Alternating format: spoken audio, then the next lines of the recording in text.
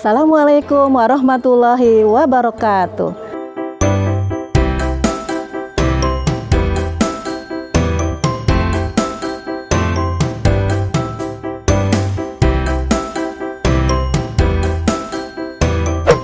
Selamat datang di SD Islam Putra Dharma yang kita cintai dan kita banggakan.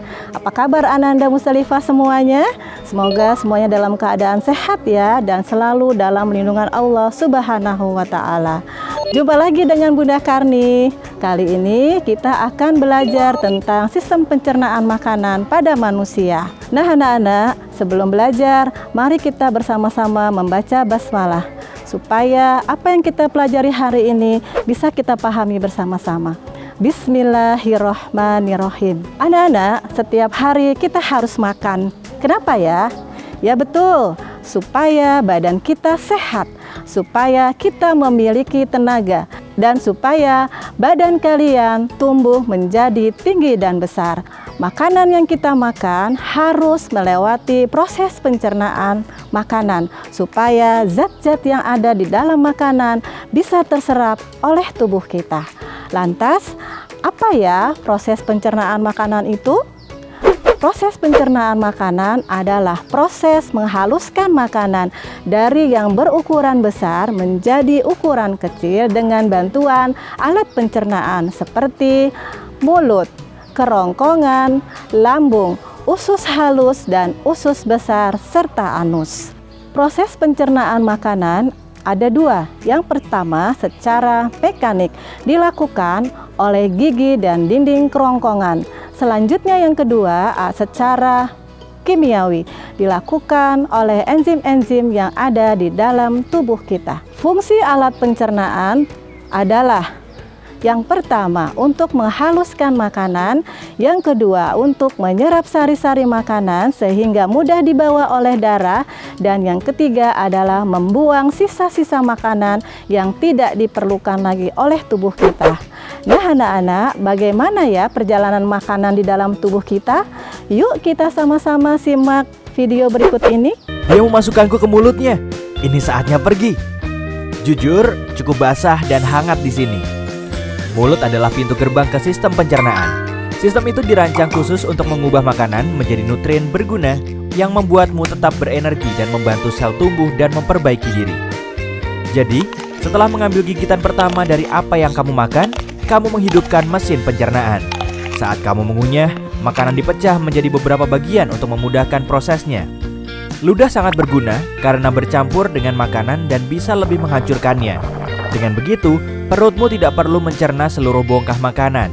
Sulit karena orang ini menggunakan lidahnya untuk menggulung makanan di mulutnya dan ke arah giginya. Aku benar-benar tidak ingin menjadi selai hari ini. Jadi, aku akan melewati pengunyahan ini. Ayo turun. Wih!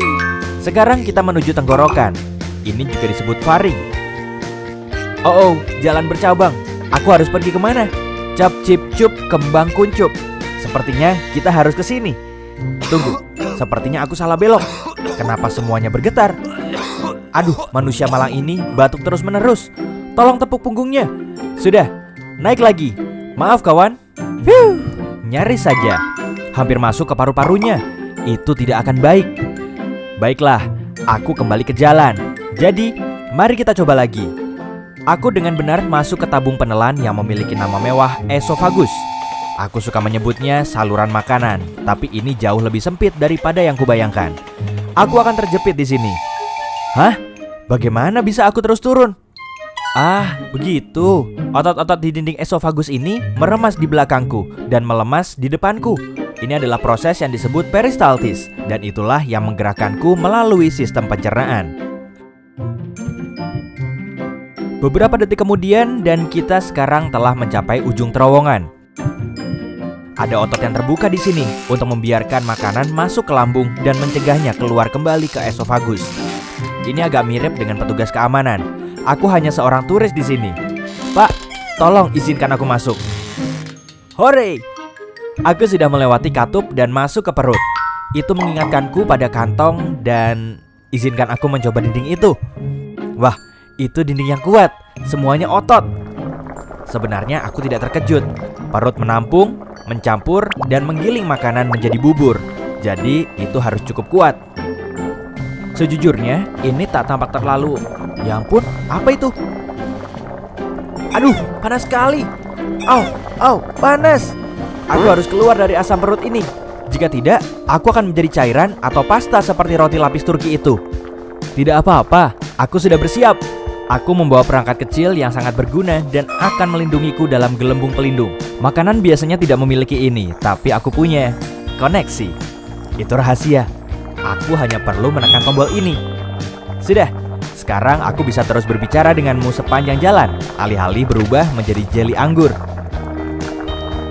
Perhentian berikutnya, usus kecil. Organ berliku yang panjang melingkar ini terdiri dari 3 bagian.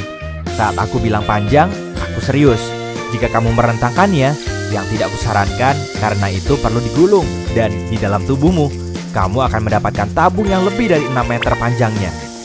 Yap, itu setinggi jerapah dan semua dimasukkan ke tubuhmu. Harus kuakui, cukup hangat di sini. Hampir seperti resort tropis, tapi di lautan, empedu. Oh iya, aku terlindungi dalam gelembung kecil. Jangan khawatir. Empedu sangat penting untuk mencerna lemak dan mengeluarkan semua kotoran dari darah. Jadi, bersyukurlah hatimu menghasilkannya. Pankreas juga membantu proses dengan beberapa enzim baik. Dan benda yang terlihat seperti buah pir di sana, itu kantong empedu. Itu terletak di bawah hati dan menyimpan empedu di dalamnya sampai saat yang tepat datang. Astaga, benda ini benar-benar melingkar ya. Aku agak pusing karena tikungan dan belokan, tapi tak bisa kembali sekarang. Dinding usus yang berkontraksi ini terus mendorongku ke depan. Sepertinya aku sudah berada di bagian akhir dari usus kecil dan terus ke langkah selanjutnya dari perjalananku. Usus besar, juga dikenal sebagai kolon.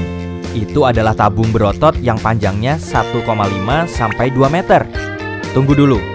Shh, kamu dengar itu? Aku tidak sendirian. Aku dikepung. Mereka mendekat. Itu bakteri. Ada banyak sekali di sini. Oh, apakah orang ini terjangkit penyakit parasit usus atau semacamnya? Tidak.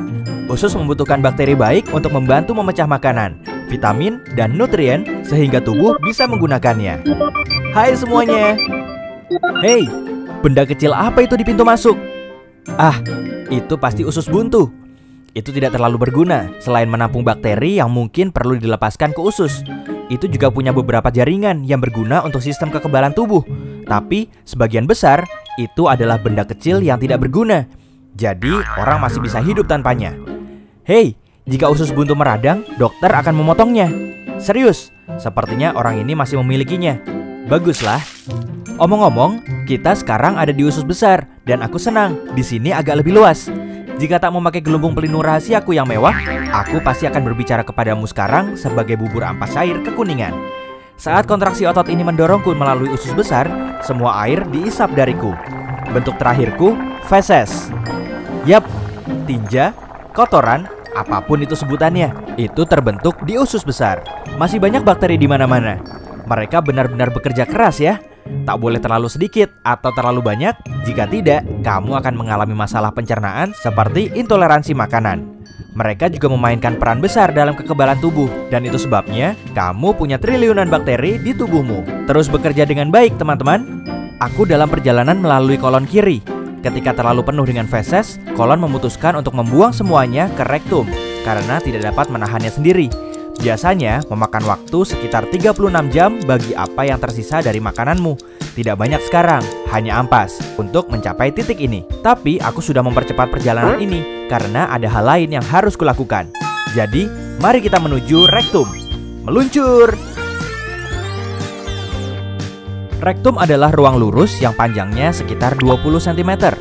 Ini memiliki sensor khusus, seperti ini atau yang ada di sana, yang memberitahu saat ada sesuatu yang harus kamu buang. Mereka mengirim sinyal kepada otak saat feses atau gas ingin keluar. Itu saat kita berpikir, oh, harus ke kamar mandi.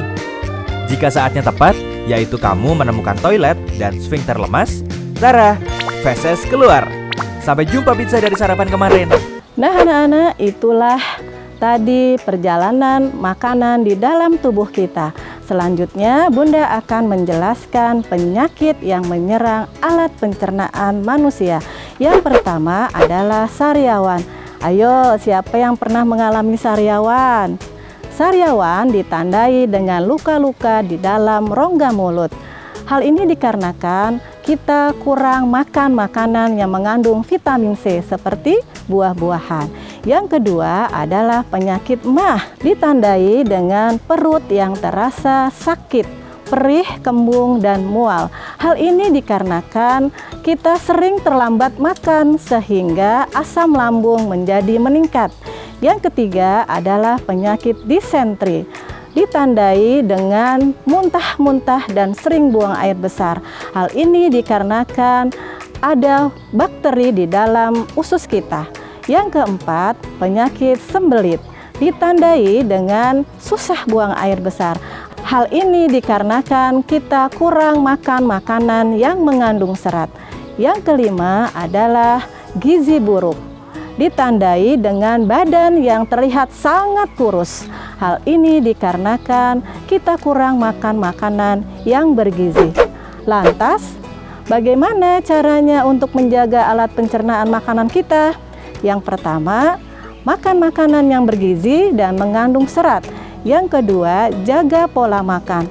Yang ketiga, cuci tangan sebelum makan. Yang keempat, menjaga kebersihan makanan dan alat makan.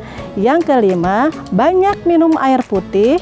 Yang keenam, menjaga kebersihan rongga mulut dan gigi. Serta yang ketujuh, makan secara perlahan-lahan. Apabila makanan sudah halus, baru kalian telan. Nah anak-anak, mulai hari ini kalian harus makan makanan yang bergizi ya. Jangan terlambat makan, jangan jajan sembarangan, dan cuci tangan sebelum makan supaya badan kita sehat dan terhindar dari penyakit. Kiranya itu saja penjelasan dari Bunda. Terima kasih sudah menonton video dari Bunda. Untuk tugas kalian kali ini adalah kalian menggambar sistem pencernaan pada manusia beserta keterangannya di kertas HVS. Setelah itu kalian warnai sebagus mungkin ya.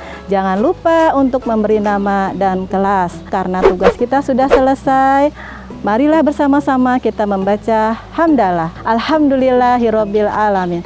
Assalamualaikum warahmatullahi wabarakatuh. Sampai jumpa.